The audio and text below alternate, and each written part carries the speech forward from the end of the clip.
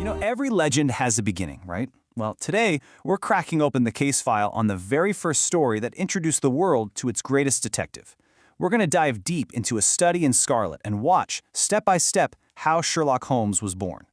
So our story doesn't kick off with some brilliant detective. Nope, it starts with a broken man. This is Dr. John Watson's London in the 1880s, and you can just feel the misery, can't you? He sees it as this huge, lonely city that just sucks people in. He's fresh from the war in Afghanistan, and honestly, he's totally lost.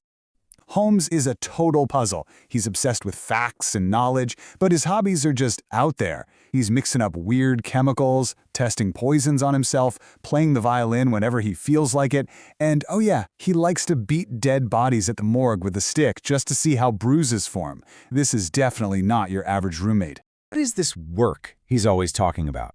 What's the point of this strange, hand-picked collection of facts?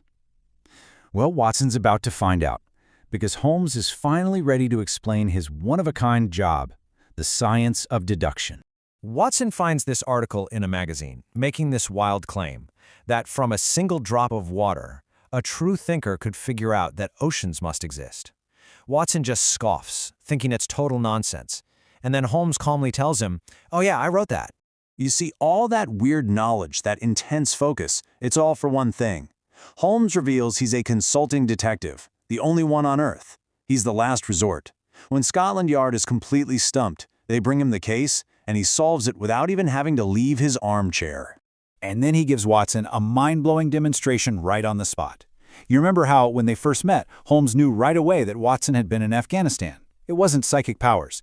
He just observed. A doctor with a military posture, a tan that stops at the wrists, a tired look on his face, a stiff arm. You put all those pieces together and only one place fits: Afghanistan. It's simple, really, when you see what others only look at. But that's all just theory, right? Well, a chance to see the science of deduction in action shows up in an urgent letter. A real case, a really weird and bloody one, is about to put Holmes's ideas to the ultimate test. A note arrives from a detective at Scotland Yard. A man's been found dead in an abandoned house in Lauriston Gardens.